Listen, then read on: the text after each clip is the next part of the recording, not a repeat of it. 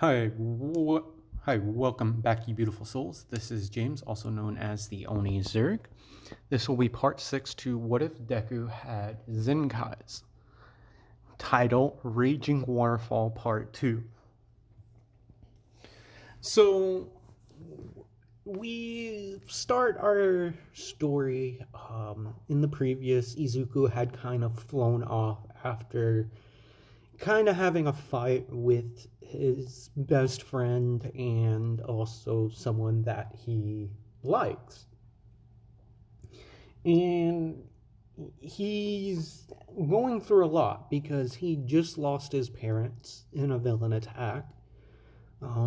He has all these emotions running through his mind.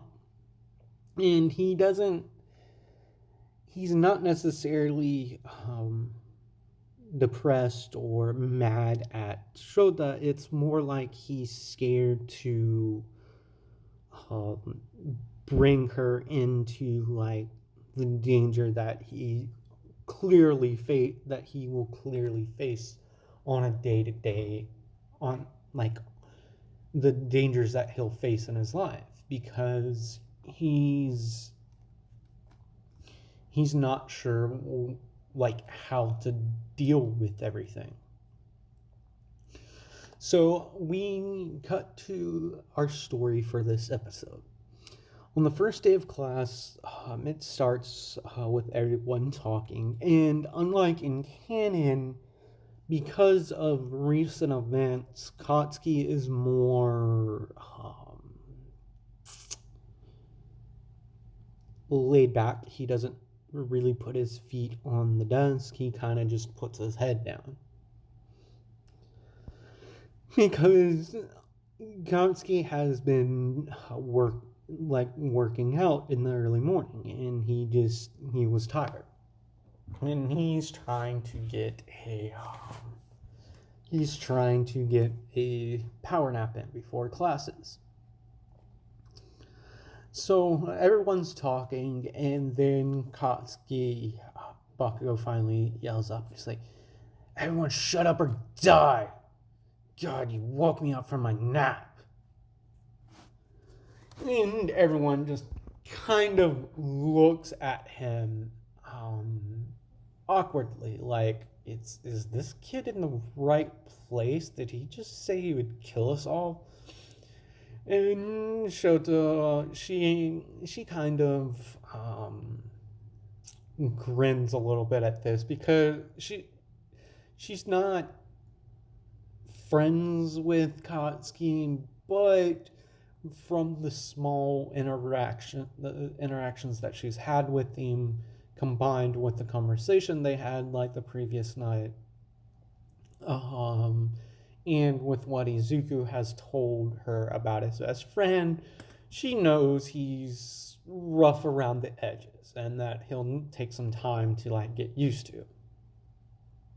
Because the one thing that Izuku has told her is yeah, he's kind of cocky, he's abrasive, but once you get to know him, and if he accepts you as an equal or a friend, he's very loyal.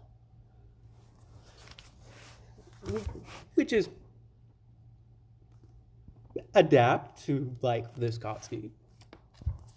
So then Aizawa, he tells them to quiet down, and he says the young man over there is correct. I was trying to get a nap in myself.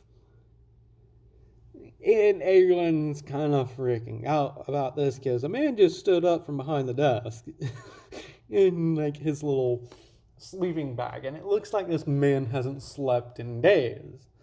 And then Ida kind of says, "Who are you, sir?" And this is when Aizawa says, "I'm your homeroom teacher. I guess I should probably take attendance." So he takes out a notebook from the desk, and he starts taking attendance, and he's like, "Ashito, here!" And this goes on until he gets to Deku, and he's like, Midoriya Izuku, hey, Bakugo, do you know where Midoriya is? And before Katsuki can answer, like, and Katsuki's a little pissed about this, he's gonna say, I'm not that sparkling Deku's keeper. Izuku walks through the door. Everyone's head turns to Deku, and he's like, sorry, I'm late. Things went on a little longer than expected. And then Aizawa's like, yes, I forgot you had that thing. Alright, put these on and meet me at the track and field. We're going to do a quirk assessment. And this is when Shoto pipes up, like in canon. It's like, but what about the commencement ceremony? And Aizawa, like in canon, explains, like, teachers of UA can do pretty much what they want. And so if you want to be heroes, meet me on the field. If not, go ahead and leave. And everyone kind of is off put by this. So in the locker rooms, everyone's kind of doesn't know how to speak to Izuku, and everyone is surprised when Katsuki walks up, and they're like, they always know each other because the teacher asked like him. And Izuku looks up at Katsuki, and Katsuki looks at Izuku, and Izuku like kind of gives him the look that I'm sorry for kind of like dipping out the way that he did the previous night. And Katsuki creates an explosion on Izuku's shoulder, like it just like their thing, like they do, like they kind of hit on each other, kind of testing each other's defenses. And Katsuki didn't create like a big explosion. It's more like it would be more like you know, when for my male viewers, it's like when you and your friends kind of punch each other in the arms, like Izuku kind of punches Katsuki, but Katsuki just kind of does a little bit of an explosion on Izuku's shoulder. And the boys began to laugh, and everyone's just looking at these two like, wow, these two are crazy. Because, mind you, the incident that happened with Izuku and Muscular was televised. So everyone knows who Izuku is, and quite frankly see how strong he is. Like, know he's pretty strong. And they know he lost his parents, like a few days prior, like about a week before school started, and they're kind of surprised he's here. So when they get out to the field, but obviously like they see how jacked Katsuki and Izuku is, like they're pretty ripped, because mind you, they've been training really hard, like maybe not as much like weight training, but technique and like their fighting styles. And they did do some weight training, but not a lot. They were more focused on enhancing their quirks, like training their quirks, along with like their bodies. So they're pretty ripped. They're like really they have athletically toned bodies. And so they get out to the field, and Aizawa was like, good.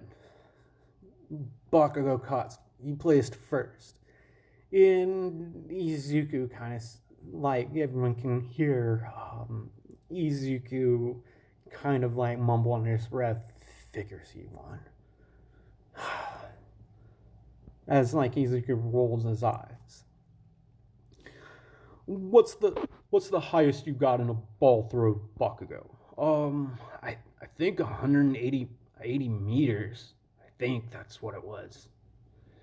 Aizawa in his mind is like, wow, no wonder this kid got first. He tells Bakugo to throw the ball. And he does, but then, like, Aizawa, like, kind of throws him, like, another ball. And he's like, I said this was a quirk assessment. How about this? Use your quirk, Bakugo. Show him this. And he does, and it gets to 990 meters. And, well, a couple of things happened in this. And so when Bakugo goes to throw the ball for the second time, Bakugo cocks back his arm and prepares to throw it. He takes in a deep breath and then yells, "Die!" as he releases the ball with a massive explosion behind it, which sends it rocketing. In that moment, Deku senses something from Katsuki, something that seems familiar. But, like in canon, Izuku kind of comes in last, because he kind of does everything kind of lazily. And Aizawa did tell them that whoever comes in last is going to get expelled. So we cut to after Aizawa shows all the scores. And he then tells the class that no one will be expelled. He just said that to push them, to make sure everyone does their best. And then he says, but, as he's turning to Izuku, stay back, young Midoriya. So everyone goes to class and gets their syllabuses and everything. And Aizawa kind of pulls a syllabus out of his back, out of like a pocket on his outfit. And he's like, here, Midoriya, I wasn't joking about expelling people. If I didn't know what happened to you last week, you would be out of here. I'm letting you know right now, you are on academic probation.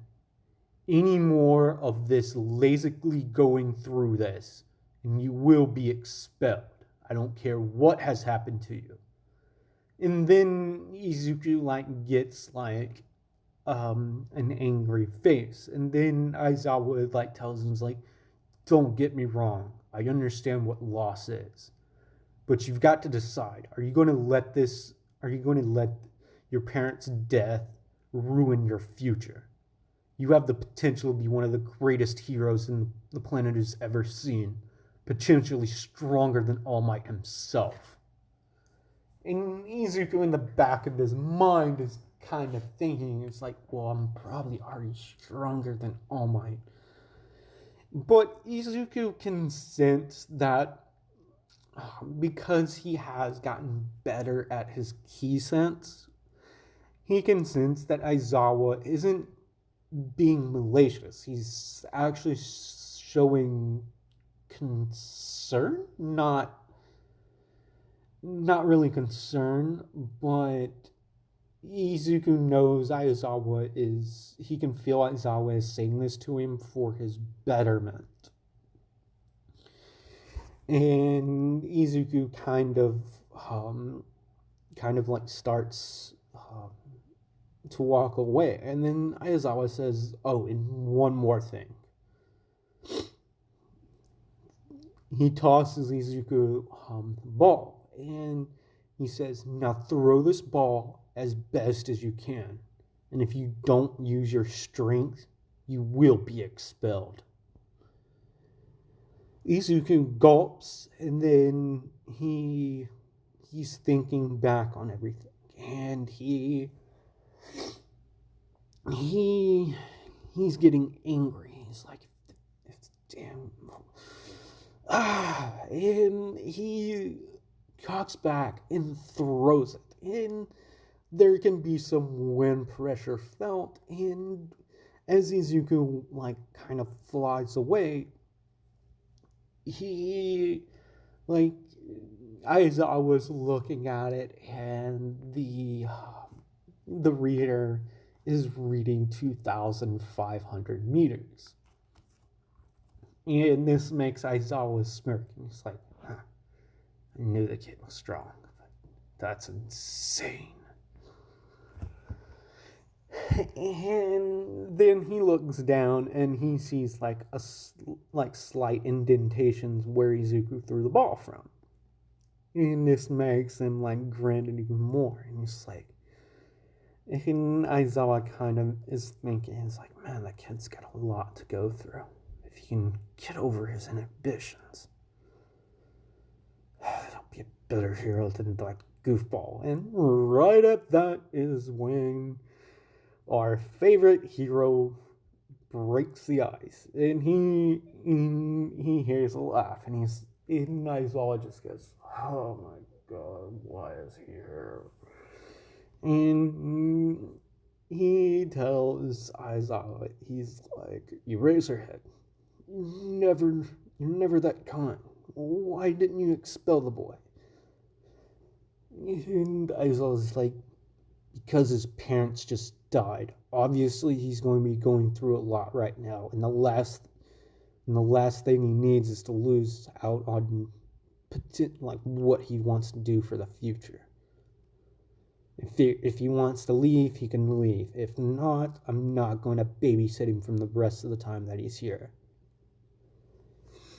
And he turns to All Might and he's like, and you should have been more strict with him. And this kind of shocks All Might, and he's like, what do you mean? And Aizawa's like, I seen the things online. You've given that boy some training, along with that Katsuki Bakugo kid. Am I right? And All Might kind of laughs, and he's like, huh, figures. And then Aizawa says, and also with you being there, with how he acted with you during the incident, I figured you guys had a much deeper connection than just a hero helping out the next generation. You should figure out what's going on with him and actually give him the mentorship that he needs, that you started all those months ago. As Aizawa just walks away. So we cut to several minutes later, and Izuku is like walking out of the campus area because he got a text from Katsuki, like asking him to see him.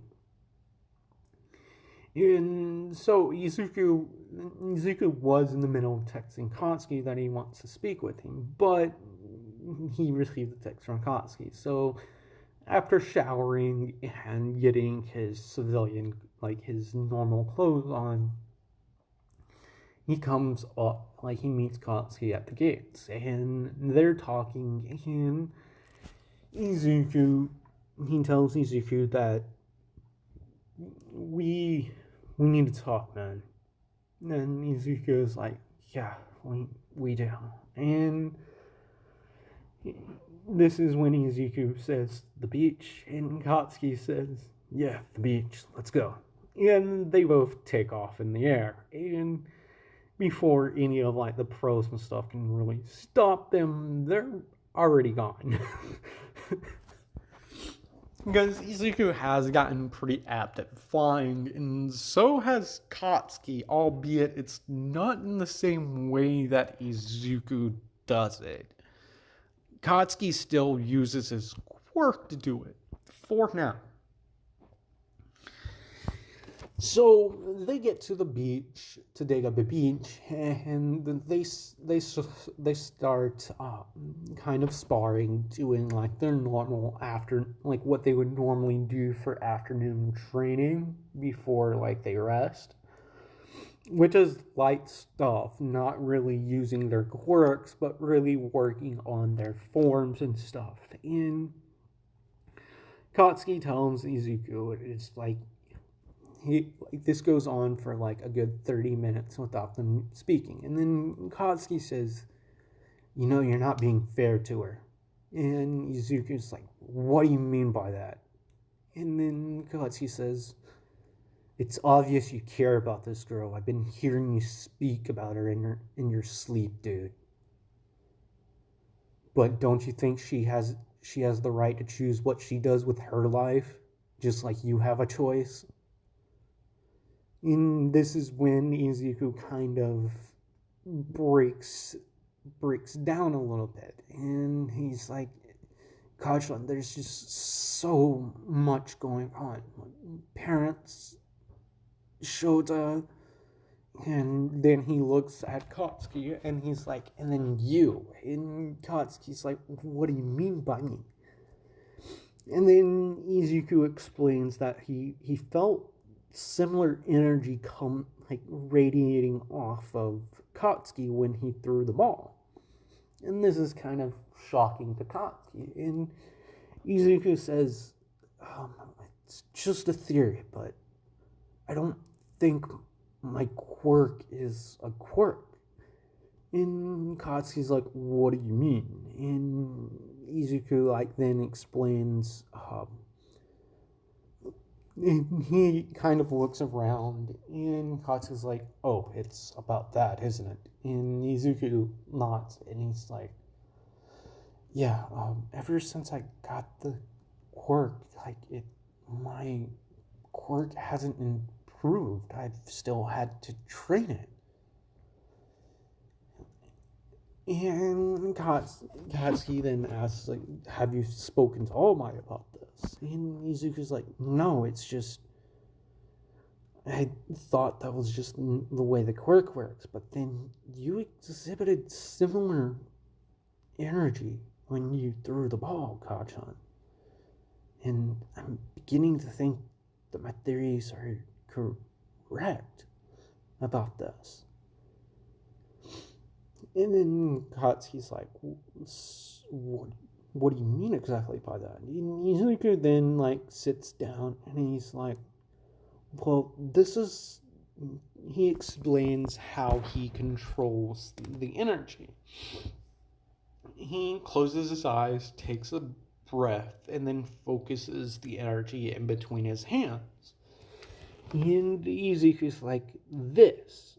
And Katsuki's like, what?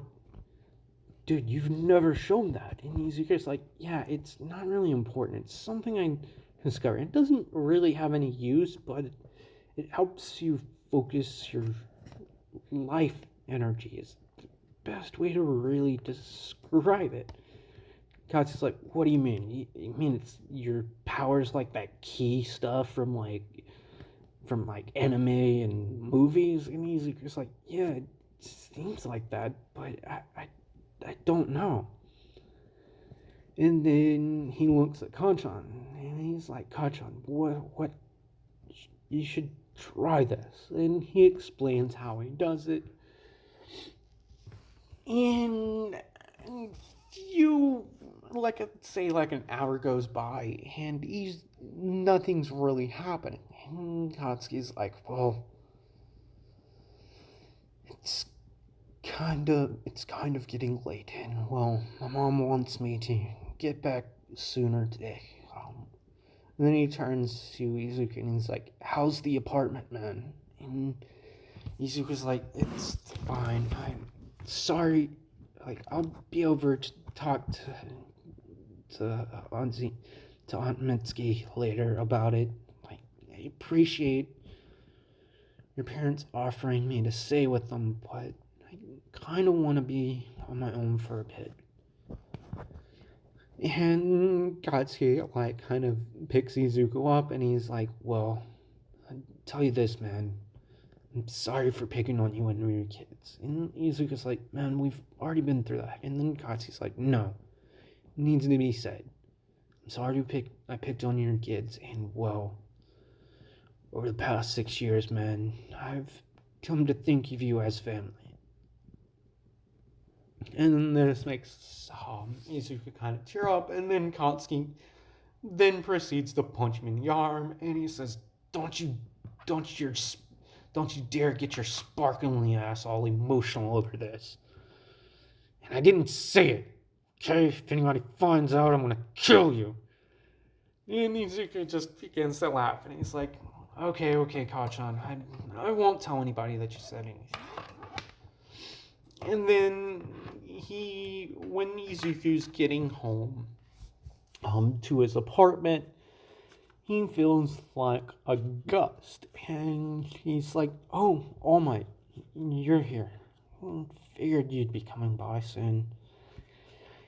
And he's like, "Well, come in, All Might." And he's like, All Might's like, "Oh, young man, how'd you know it was me?" And Izuku's like, "Well, All Might, it's your life force."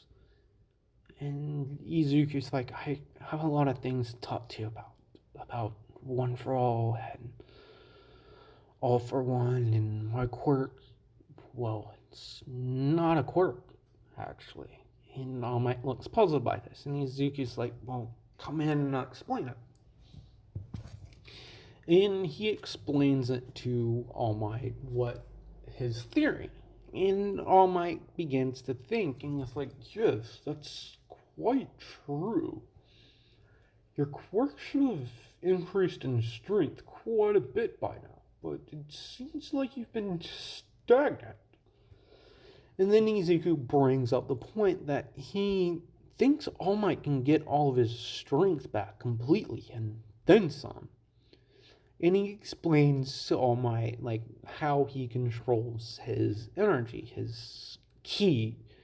Like Izuku says, "Well, Kachan said it's like that ki stuff in like anime and movies." And then All Might, he explains All Might like the process of focusing like the energy. And All Might, he says, "You should try. You out of everyone knows more about like how my power works because we've spent so much time together and really explained it outside of Kachan, that is." And he then says, "And well, he knows I have your quirk." And All Might looks at Izuku, and then he's like, "Well, it figured you know about it since you already knew that I planned on passing it to you." And then Izuku's looking down, and All Might like notices this, and then he's like, "Well, what else is it, Izuku?" And then Izuku's like, "Well, I've been having weird dreams my whole life, and lately I've been seeing shadowy figures, 8 to be precise, and one of them kind of looks like you." And this is when All Might explains the vestiges, that a portion of one's being kind of melds with One for All. And that One for All is in of itself sort of like its own living entity. And then All Might says, "But that's not what you're concerned about, is it?" And he's like, "Yeah, I've kind of went on a date with someone, and I'm not after my parents." And All Might places his hand on Izuku's shoulder, and he's like, "It's okay, young man. You've got me, and well, the Bakugos seem like they really care about you. And it seems like your families are really close, considering they are technically your guardians until you're an adult. Technically speaking." And he's like, "Yeah, there's a lot of paperwork I had to fill out first day of school with Nezu and everything." And All Might kind of laughs, and he's like, "So, what's concerning?" And Izuku's like, "Well, I'm not sure. Like, I like this person, but it's weird. I don't know if I can bring her into this." And then All Might kind of smiles, and he's like, "Well, young Midoriya, if you like her, and you really like her as more than a friend, she deserves to make her own choice about this. And if you can trust her with the secret of One for All, then you should, if you think she's trustworthy to know that, then you should give her the choice of the danger so that she knows what she would be getting into. And Izuku kind of smiles, and he's like, thanks, All Might. Really needed it. In any case, I'm gonna talk to Kachan tomorrow, but this weekend, do you think the three of us can do some training? And he asks All Might, it's like, you think you can get one of the training grounds reserved? And All Might laughs. It's like, yes, young man, I'm fairly certain I can get that. Though I would probably have to run it with Nezu about some special training. And All Might smiles and he's like, thanks, All Might. And All Might finishes up his tea, because I would say Izuku is a good host. He may be sad, he may have a lot of emotions going through, but at the end of the day, Izuku is a good person. He does do respectful things most of the time, because he does have Katsuki's influence over the past 6 years. They've kind of equaled each other out a little bit.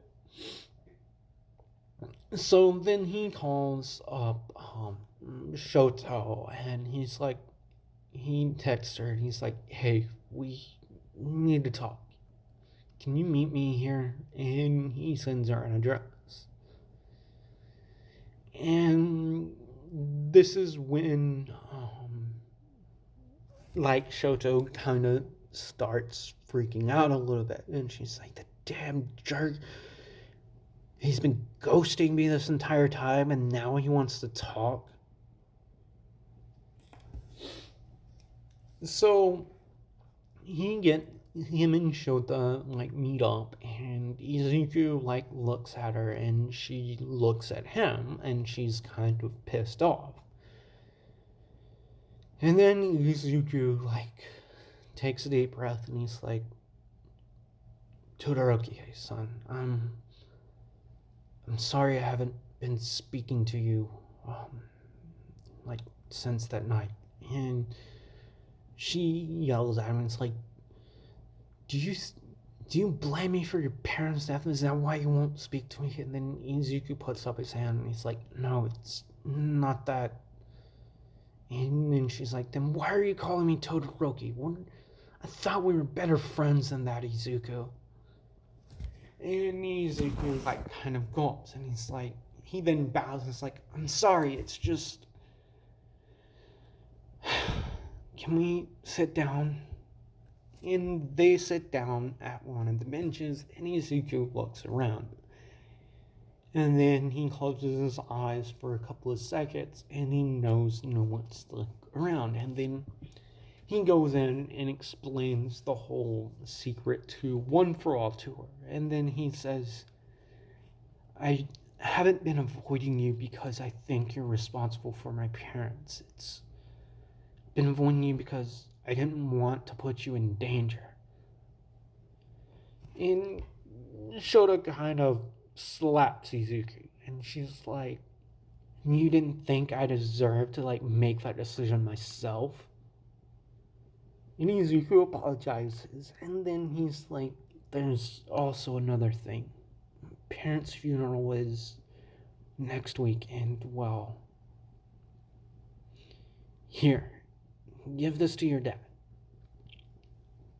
I didn't really know him, but it seemed like our dads were good friends. And, well, there's not going to be many people there. Just Kachan and his parents and me and a few, a cousin or two, maybe.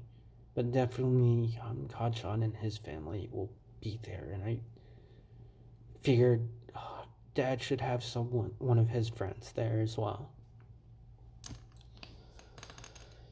And then then Shota kind of creates one moment.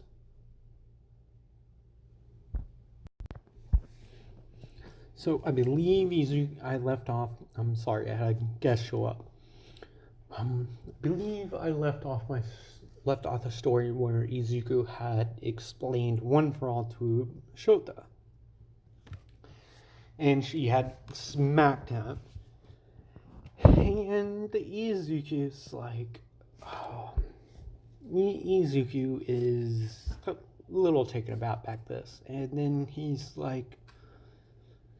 And then he looks at her, and Izuku had given the letter to Shoto to explain the funeral arrangements and stuff for his parents. And then he kind of looks at her, and he's like, "So, could you be with someone like me?" And Shoto just kind of hits him in the back of the head with with a little bit of an ice pellet, and he's like, "What was that for?" As she lifts his chin up as she's standing in front of him and kind of gives him a kiss, and she's like Izuku, I like you more than a friend, and when I saw the stuff on the news about what happened with your parents, my chest got really, something inside of me, broke. I felt pain, I was upset that you were going through something like that. And then Izuku, he tells her that he may have a way to get her a lot stronger, but he'll need to test it out with some other people first. So, and then she says, "So why were you, that side of you, it is kind of scary." And Izuku explains to her that, I don't know, it was kind of like a raging, my power was like a raging waterfall. I could barely contain it. Then he explains about his power a little bit, and she's shocked, and she's like, "So the image of your power that you have is a waterfall?" And Izuku's like, "Yeah, the rhythm of this waterfall it's weird. It's kind of like it's part of me, but not." And then there's a place that actually exists, and I've never seen it before. And then he stops himself, and then she's like, "What?" And Izuku's like, "Oh, nothing. It's something else that just popped in my head. In any case, are you okay to get home?" And then Shota says, "No," as she hands the letter back to Izuku, and she's like, if you want my dad to get this, you should hand it to him yourself. So I'm going to leave this part off here because I want to leave this on a slight cliffhanger. In the beginning of the next episode, the Raging Waterfall will be explained in more depth during the key training arc. I thank you guys so much for the 2K subs and the support for this series. The reason why I haven't gotten around to getting the other one recorded is because there's been such a huge influx of support for this series. I will be continuing this series because the Perfect Vessel one, I have a few things that I need to get written down because it's a fusion of multiple.